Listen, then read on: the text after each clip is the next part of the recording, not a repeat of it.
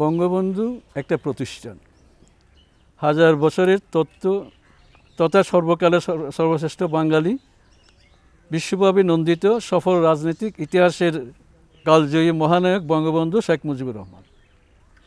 তিনি ইতিহাসের কালজয়ী তো বটেই, তিনি আমরা বাঙালির গর্বের জাতির পিতা তথা মুক্তির অগ্রদূত এবং আমাদের হৃদয়ে মূর্ত প্রতীক বঙ্গবন্ধু নামে চিরকালের জন্য বাঙালির হৃদয়ে আসন নিয়েছেন অথবা প্রতিষ্ঠিত বলতে পারেন। মুক্তিযুদ্ধে মানুষের অধিকার আদায়ে তার আপসীন নেতৃত্বের সৌকর্য তাকে আসীন করেছে বিশ্বের অন্যতম শ্রেষ্ঠ নেতার আসনে। বাঙালির প্রাণের নেতা বঙ্গবন্ধু থেকে তিনি হয়ে ওঠেন বঙ্গবন্ধু। শোষণ আর শোষিত দুই শ্রেণীতে বিভক্ত হওয়া বিশ্বে তিনি অবস্থান নিয়েছিলেন শোষিতের পক্ষে। বঙ্গবন্ধু শেখ মুজিবুর রহমান অমর, অবিনাশী, যুগ থেকে যুগান্তর, যুগান্তরে যেহেতু কীর্তিমানের কখনো মৃত্যু হয় না, তিনি চিরঞ্জীব। এখন এই বঙ্গবন্ধু, আমরা বাঙালি জাতি তাকে পেয়ে আমরা ধন্য। এখন বঙ্গবন্ধু বাঙালি জাতির জন্য কি করেছেন? বঙ্গবন্ধু বাঙালি জাতির জন্য একটা রাষ্ট্র এনে দিয়েছেন আমাদের, এবং এই রাষ্ট্র এনে দেওয়ার পিছনে তার যে 23 বছরের জেল জুলুম, এগুলোও কিন্তু বলা প্রয়োজন ছিল, অনেক কিছু বলা প্রয়োজন ছিল। শর্টকাট করার জন্য আমি এগুলোর দিকে যাচ্ছি না। তার মানে তিনি আমাদের জন্য অনেক ত্যাগ স্বীকার করেছেন। তার ত্যাগের বিনিময়ে আমরা বাঙালি জাতি স্বাধীনতা পেয়েছি।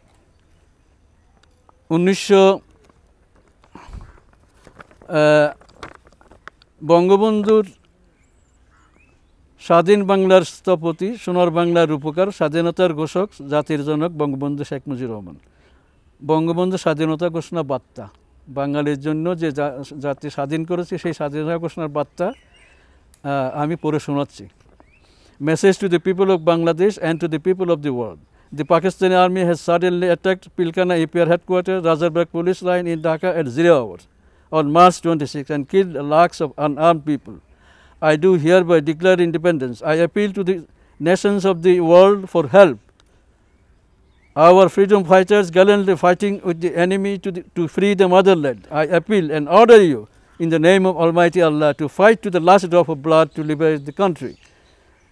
Ask police, EPR, the Ansar, the Bengal regiment to stand by you to fight, no compromise. Victory is ours. Every section of Bangladesh to resist the enemy forces at any cost, drive out the enemy from the holy soil of our motherland. Convey this message to our Milik leaders, workers and patriots and lovers of freedom. May Allah bless you. জয় বাংলা, শেখ মুজিবুর রহমান, 26/3/71। এই মেসেজটা ইনি 1971 সালে 25শে March রাত 12টা থেকে 12:30টার মধ্যে লোক মারফত মগবাজার ওয়্যারলেসে পাঠান। মগবাজার ওয়্যারলেসে পাঠানোর পিছনে একটা কারণ ছিল এই 1970 সালে যে ঘূর্ণিঝড় হয়েছিল বাংলাদেশে উপর দিয়ে, লক্ষ লক্ষ লোক মারা গেছে এবং আমাদের টেলিকমিউনিকেশনে কিছু ইন্টারাপশান ছিল, অর্থাৎ বন্ধ হয়ে গেছিল। ওই সময় তিনি বাঙালিদের জন্য রেশনের কাপড় চোপড় থেকে আরম্ভ অনেক কিছু এই মেসেজে ছিল, কীভাবে বন্টন করবে দ্বীপাঞ্চলে, এখানে মেসেজ দিয়ে এটা জানিয়ে দিয়েছিলেন স্থানীয় আওয়ামী লীগ নেতাদের, চট্টগ্রামে এবং দ্বীপাঞ্চলের নেতাদের। তো এই এক্সপেরিয়েন্সটা ওনার ছিল যে এই যদিও কমিউনিকেশন বন্ধ হয়ে যায়, চট্টগ্রাম এবং ঢাকার মধ্যে একটা লিঙ্ক আছে, কি ওয়্যারলেস লিঙ্ক। এই ওয়্যারলেস লিঙ্কটা হলো 4টার মাঝখানে, চট্টগ্রাম হইল সলিমপুর, ঢাকা হইল মগবাজার, মাঝখানে বেগমগঞ্জ, মিরসরাই, চাঁদপুর। এইটা চ্যানেল, একটা প্রত্যেকটা ওয়্যারলেস স্টেশনে ওই দিন 25শে মার্চ বাঙালির গণহত্যায় নেমে আসা যে খবরাখবর আমরা ওগুলো তো বিষয় আগে থেকে আমরা জানাতে চাচ্ছিলাম, জানিয়ে দিচ্ছিলাম ইয়াকে আপনাদের স্থানীয় নেতাকর্মীদের, যার জন্য ওই 25শে মার্চ রাত্রে সন্ধ্যায় 7টার সময় বঙ্গবন্ধু একটা মেসেজ পাঠাচ্ছিলেন। বঙ্গবন্ধু কিন্তু 4টা ধাপে বঙ্গবন্ধু 25শে মার্চ সন্ধ্যা 7টায় একটা মেসেজ পাঠাচ্ছিলেন। এই মেসেজটার কন্টেন্ট ছিল, সেটা আমি একটু পড়ে শুনে আপনাদের সুবিধা হবে এটা বোঝার জন্য। আলোচনা ব্যর্থ হয়েছে। আর্মি, ইপিআর ও পুলিশদের অস্ত্র সমর্পণ না করতে, শত্রুর বিরুদ্ধে প্রতিরোধ ব্যবস্থা গড়ে তুলতে, liberate Chittagong and proceed to Comilla, take over the local administration. এটা সন্ধ্যা 7টায় পাঠিয়েছে। সন্ধ্যা 7টায় পাঠিয়েছে। এইটুকু পর্যন্ত পাঠানোর পরে পাকিস্তানি আর্মি ঢাকা ইয়েতে টেলিফোন এক্সচেঞ্জে বঙ্গবন্ধুকে কাট আপ করে দেয়। তো টেলিফোন এক্সচেঞ্জে কোথায় কাট আপ করলো? এই wireless frequency telephone frequency convert করার একটা স্টেশন ছিল, সেটা ছিল ওয়্যারলেস ক্যারিয়ার স্টেশন। এই ওয়্যারলেস ক্যারিয়ার স্টেশন ওখানে ব্রাশ ফায়ার করে ইয়ে করে দেয়, উড়িয়ে দেয়। বাঙালি যারা ছিল তাদেরকে হত্যা করে পাকিস্তানি আর্মি, আর নন বাঙালিরা এবং পাকিস্তানি আর্মি পুরা টেলিকমিউনিকেশন বিল্ডিং দখল করে। এই যে সন্ধ্যা 7টায় যে টেলিকমিউনিকেশন কাট আপ হয়ে গেল, আর এটা আর সচল হয়নি। হবে কোত্থেকে? ব্রাশ ফায়ার করে যে সমস্ত ইকুইপমেন্ট যদি নষ্ট করে দেয়, সেটা তো আর তার কমিউনিকেশন থাকে না। এই ওয়্যারলেস স্টেশনের ক্যারিয়ার স্টেশনটা ইয়ে করার ফলে সারা বাংলাদেশ এবং সারা বহির্বিশ্বের যোগাযোগ ব্যবস্থা সম্পূর্ণভাবে বিচ্ছিন্ন হয়ে যায়। তো এখন এই বঙ্গবন্ধু যে এর আগে অনেক মেসেজ পাঠাইছে আমাদের এখান দিয়ে বা টেলিফোনে, যখন এই টেলিফোন এক্সচেঞ্জের ওখানে ওয়্যারলেস ক্যারিয়ার স্টেশন যেটা, এগুলি সব টেকনিক্যাল বিষয়। Wireless to telephone frequency convert করা, আর এইখান থেকে সারা বাংলাদেশের সাথে লিঙ্ক থাকে এখানে, এবং সারা বিশ্বের সাথে যোগাযোগ এইখানে যখন তারা ইয়ে করলো, উড়িয়ে দিল, সব কমিউনিকেশন বন্ধ। তখন বঙ্গবন্ধু তো সেই বঙ্গবন্ধু, উনি তো জানতেন, উনি বুঝতে পারলেন যে ওনার মেসেজ এটা পুরো যায়নি। টেলিফোন কেটে গেলে এটার আওয়াজ হয়, সেটা যায় নাই। এখন বঙ্গবন্ধু বুঝতে পারলেন তিনি এখন কি করবেন, কারণ এর পিছনে যে কি মেসেজ ছিল সেটা আমরাও জানি না, অন্যান্য কেউ জানে না। একটা প্রশ্ন, যেটা 7টার যে মেসেজটা বলতেছেন, জি, সেখানে বলতেছে যে proceed to Comilla, take over the local administration, take over the local administration. Right. Specially কুমিল্লাটা মেনশন করার পিছনের প্রেক্ষাপটটা কি? কুমিল্লাটা মেনশন করার পেছনে সম্পূর্ণ একটা স্ট্র্যাটেজিক প্রসিডিউর অ্যাডপ্ট করতে চাইছিলেন তিনি, যে সেনাবাহিনীকে প্রতিরোধ করার জন্য কী ব্যবস্থা নেওয়া যাইতে পারে, যেগুলি কুমিল্লাতে আছে। বিশেষ করে দেখেন, এটা একটু অনেক লম্বা, তবে তারপর আমি শর্টকাট করে বলছি। কুমিল্লা ক্যান্টনমেন্ট চট্টগ্রামের সাথে, যেহেতু চট্টগ্রামের সৈন্য সংখ্যা ছিল কম, 300 থেকে 350, আর ম্যাক্সিমাম ছিল বাঙালি।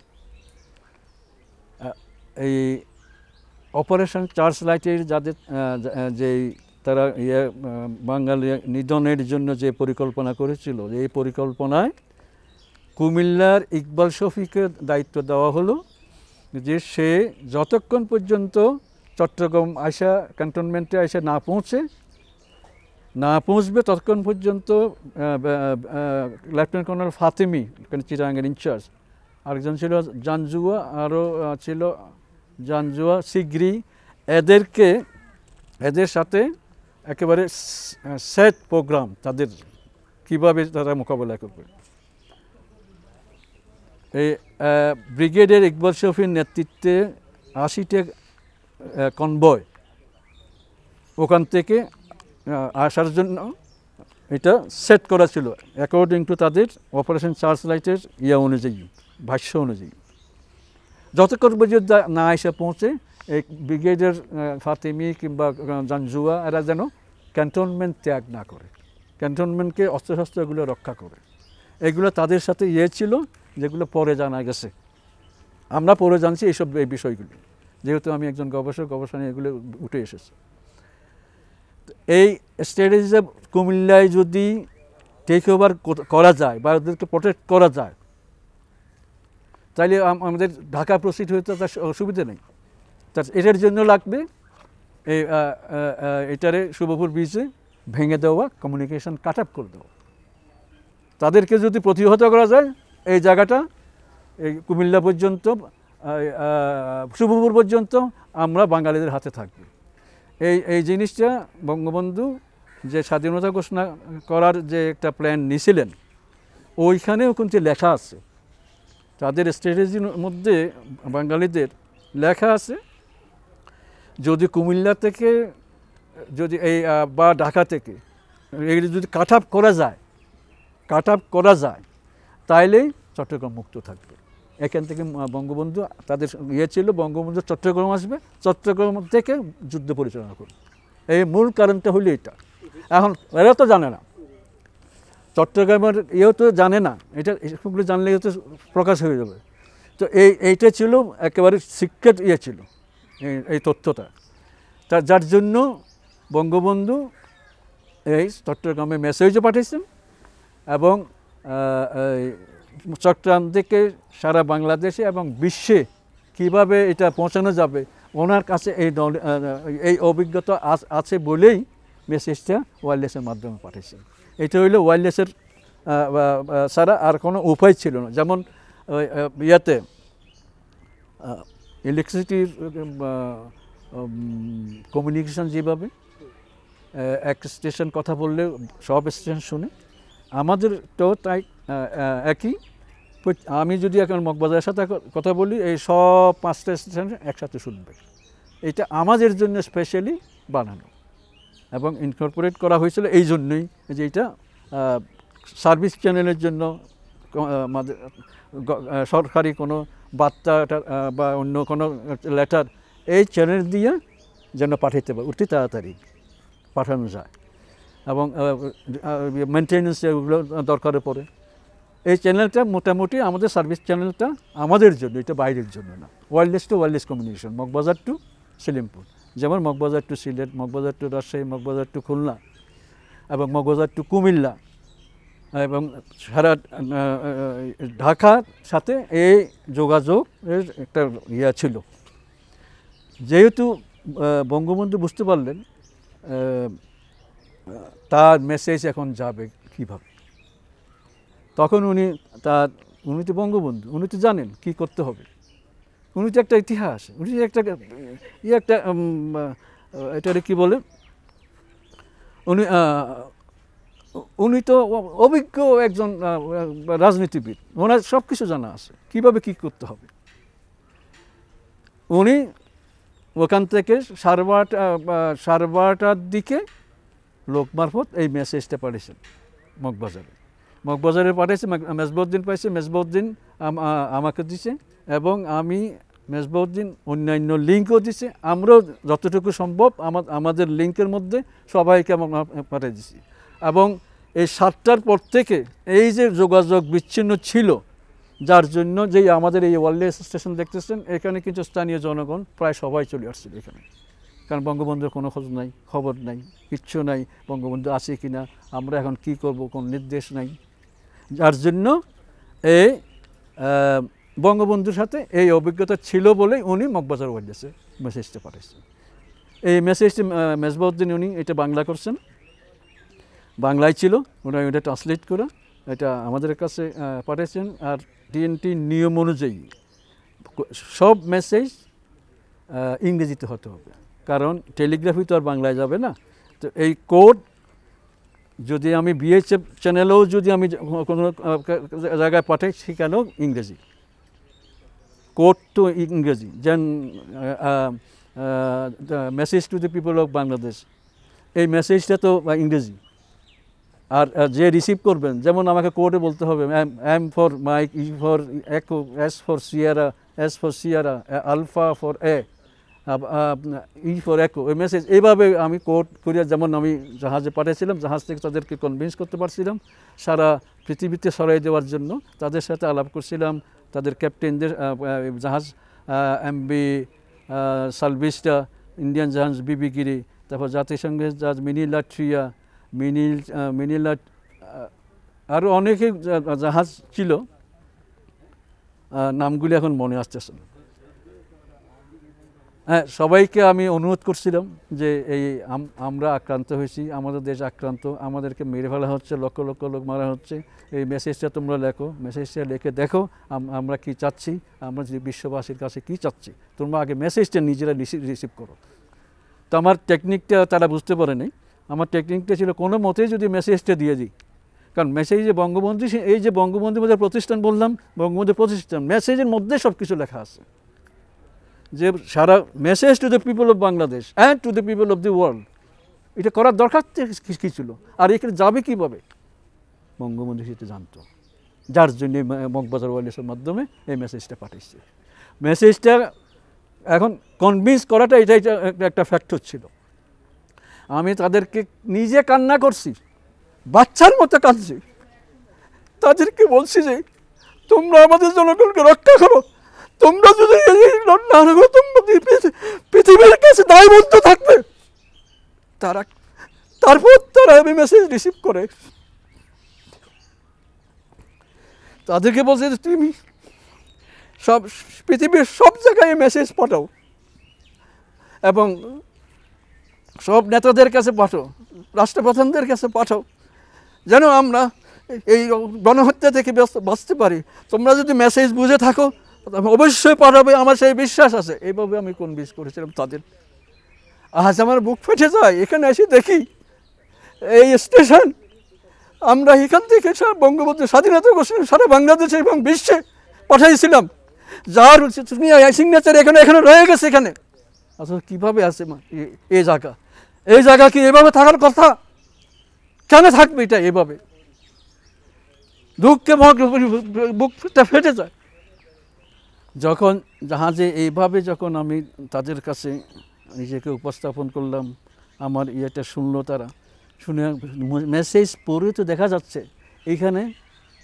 এখানে লক্ষ লক্ষ লোককে বেড়ে ফেলা হচ্ছে এবং পৃথিবীর কাছে সাহায্য চাচ্ছে। মেসেজটা বাংলাদেশের সব নাগরিকের জন্য এবং বিশ্ববাসীর জন্য লেখা তো আছে, তো তাদের একটা দায়িত্ব হয়ে পড়ে না? এইভাবে আমি কনভিন্স করছিলাম।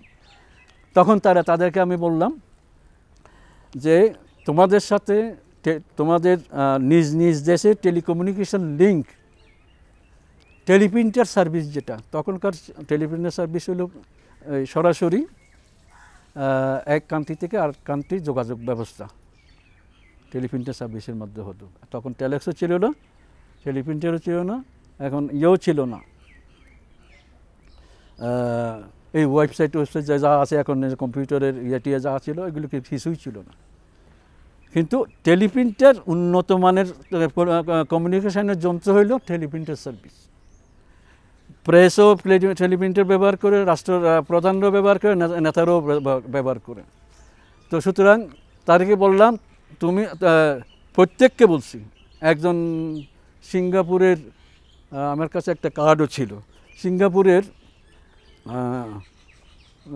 একজন রেডিও অফিসার, মিনিলা ট্রিয়া, জাতিসংঘের জাহাজে উনি চাকরি করতো, ওনার সাথে আমার দেখা হয়েছে সিঙ্গাপুরে। উনি আমাকে কার্ড দিয়েছেন, তুমি যেভাবে কান্না করছিলা, আমি তখন ঠিক থাকতে পারি নাই, আমার ক্যাপ্টেন আমাকে এটা রিসিভ করতে দেয় না এবং বলে যে না, তুমি যে এক দেশের থেকে আরেক দেশের গিয়ে যে তুমি এটা বেআইনি, তুমি রিসিভ করবো কেমনে? সে নাকি বলছিল আমাকে মেরে ফেলো, তুমি, আমার দায়িত্ব আছে এটা, তুমি আমাকে মেরে ফেলো যদি তুমি পারো। এতগুলো লোককে মেরে ফেলা হচ্ছে, মেসেজে আছে, এই মেসেজে তুমি তোমারকে এখানে সহযোগিতা করার প্রয়োজন, তুমি করবে না কেন? তোমার তো নৈতিক দায়িত্ব আছে না তোমার? ভাগ্যিস এই ধরনের লোক পাইছিলাম, তো মেসেজ রিসিভ করছে সরাসরি মিডিয়াতে এবং সারা বিশ্বে এটা প্রচার করছে। কিভাবে? ওই টেলিপ্রিন্টের সার্ভিসে একসাথে যুক্ত। তাদেরকেও তারা কনভিন্স করছে। এটা একটা জিনিস না, এই চট্টগ্রাম থেকে গেছে ধরেন সাংহাই বা সিঙ্গাপুর বা ক্যালিফোর্নিয়া, তাদের তো উন্নত মানের কানেকশান এগুলো থাকবে, টেলিপ্রিন্টার থাকবে। আমাদের এনা নাই, আমাদের তো কিছুই করে নাই এই পাকিস্তানি প্রশাসন। এই যে সরাসরি এটা হয়তো যেমন ইন্ডিয়াতেও ছিল তখন, ইন্ডিয়ার বিবিগিরি সরাসরি প্রধানমন্ত্রীর কাছে পাঠাইছে, মিডিয়াতে পাঠাইছে। তারপর ওই যে আমেরিকা, সিঙ্গাপুর আর বিভিন্ন কান্ট্রির জাহাজ যে আছে, শুধু তো আমি নাম বলতে পারলাম, অনেক জাহাজ ছিল তো, 50-60টার মতো জাহাজ ছিল, জাহাজ ছিল তখন। এখানে হালাস করতে পারছিল না ঠিকভাবে।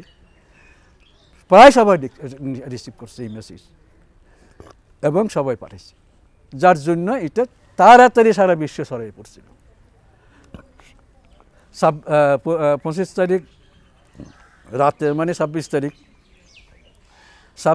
সকাল 6:30-7টার মধ্যে সারা বিশ্বে পৌঁছে গেছে। তার প্রমাণ পাই আমরা, আমার কাছে অনেক কিছু আছে ডকুমেন্ট।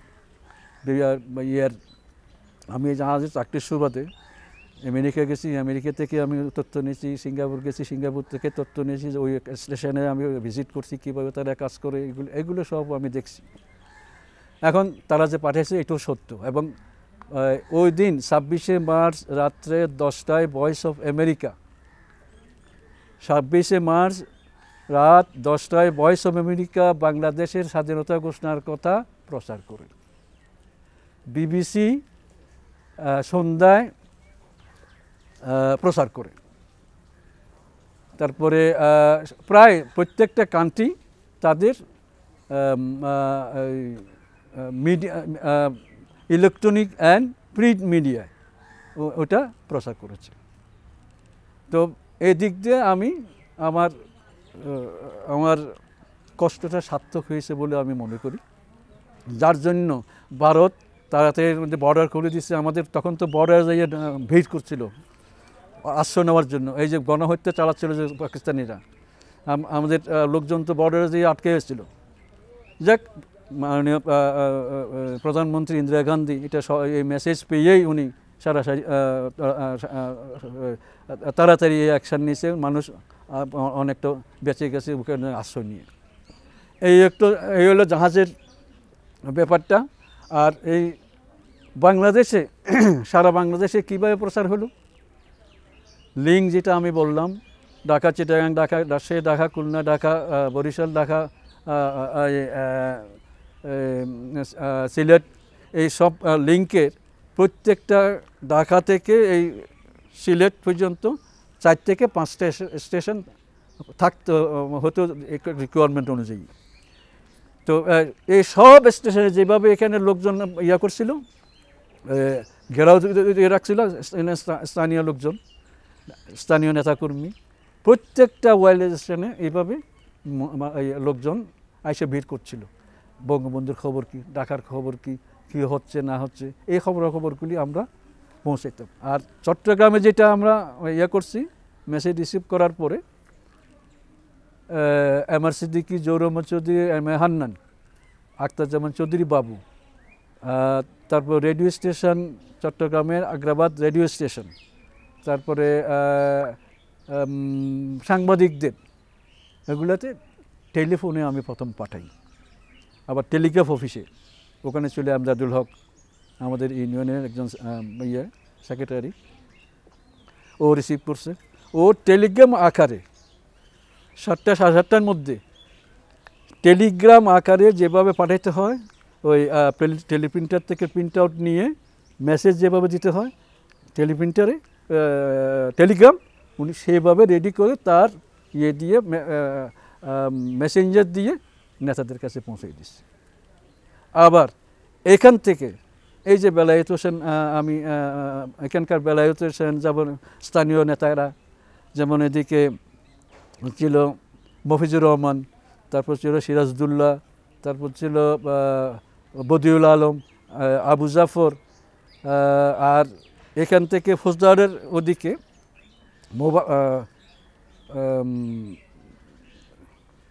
মুজাফফর হোসেন, তারপরে শ্রমিক লীগ নেতা,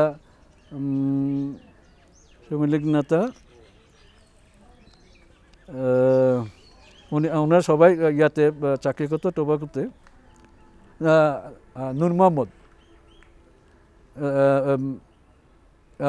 মোহাম্মদ আরও অনেকে ছিল এখানে। এরা কিন্তু আসা যাওয়ার মধ্যে ছিল।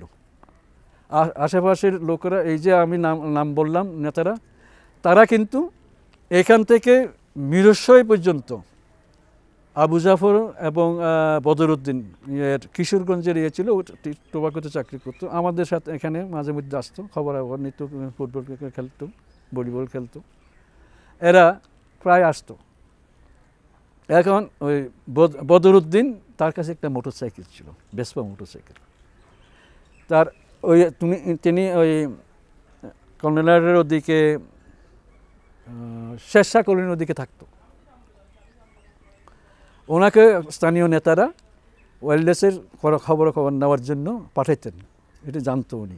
এইখানে আসলে যে কিছু খবর পাবে, আমাদের 7টা টেলিফোন ছিল এখানে, স্টেটে ডাইরেক্টও করা যেত এবং ডাইরেক্ট এমনি টেলিফোনও করা যেত। এখানে হ্যান্ডেল অটো ছিল, তখন অটো টেলিফোন পাওয়াটাই ছিল মুশকিল মানুষের থাকা, কারণ আমাদের তো দেয় না, ডেভেলপড হয়নি, দেশকে এইভাবে করে নাই। এনিওয়ে, তো এই যে টেলিফোনে আসে কেউ টেলিফোনে খবর নিত, ইমার্জেন্সি খবর নিত। আগেও ছিল, পরেও এটা আমরা এটা প্রোভাইড করতাম ইমার্জেন্সির জন্য, অ্যাম্বুলেন্স এই জন্য। যা হোক, এই কাজগুলি করা হতো এখানে, সবাইকে করতো, মানবতার খাতিরে করতো আর কি। কিন্তু এই যে মেসেজ আবার যে হাতে হাতে নিয়ে সবাইকে যে এখানে আবার দিলাম, কেন দিলাম? টিএনটির নিয়ম হলো, কোনো মেসেজ যদি টেলিফোনে বা ওয়্যারলেসে দেওয়া হয়, এই মেসেজ কনফার্মেশন মেসেজ দিতে হয়, যে মেসেজ যে আসিলিমপুর থেকে গেছে, এটাই হলো টিএনটির নিয়ম এবং গভর্নমেন্টের অর্ডার এরকম।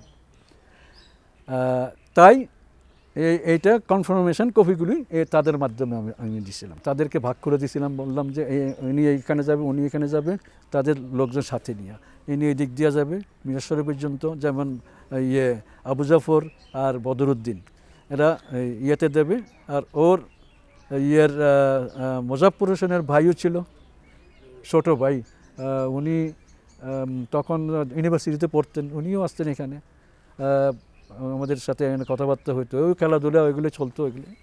তো এখানে আসতো, সারা রাত যোগাযোগ করছে। আবার এর ফাঁকে দিয়ে আমি একটা কথা না বললেই নয়, ব্রিগেডিয়ার ইকবাল শফির নেতৃত্বে যে চট্টগ্রাম দখল করছে, এইটার মুভমেন্ট আমরা এই এলাকার লোকজন সীতাকুণ্ড, মিরসরাই, শুভপুর, ফেনী, কুমিল্লা,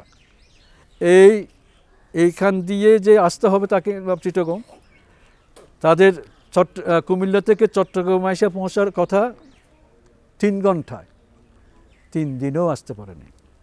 কেন? এলাকার লোকজন রাস্তা কেটে ফেলছে, রাস্তার উপর গাছ কেটে ফেলছে, ট্রাক, লরি সব কিছু উল্টায় পাল্টায় দিয়া, ব্যারিকেড দিয়ে তাদেরকে জায়গায় জায়গায় আটকেছে। ব্যারিকেড দিয়ে আমাদের কাছে তখন না থাকলে কি হবে, স্বল্প অস্ত্র থাকলেও কি হবে, কিন্তু মানুষের বুদ্ধি তো ছিল আটকানো। এরা যদি এভাবে টাইম কিলিং করতে না পারতো, আমরাও এখানে 3 ঘন্টার মধ্যে চলে আসতো, আমরা বলতেও পারতাম না, আমরাও মারা যেতাম, আর চিটাগাং এমনি দখল হয়ে যেত। মেজর রফিক যে এই যে 2 তারিখ পর্যন্ত যুদ্ধ পরিচালনা করতে পারছে, একমাত্র এই এলাকার লোকজন, এই এলাকার নেতারা রাস্তা কেটে দিয়ে সংগঠিত করে এটা করেছিল বলে আমিও এখানে থাকতে পারছি, ঢাকা থেকে মেসেজ রিসিভ করতে পারছি, এবং এই মেসেজ সারা বাংলাদেশে, সারা বিশ্বে এভাবে আমি পৌঁছাতে সক্ষম হয়েছি। এইটা হইল ওই দিনের ঘটনা।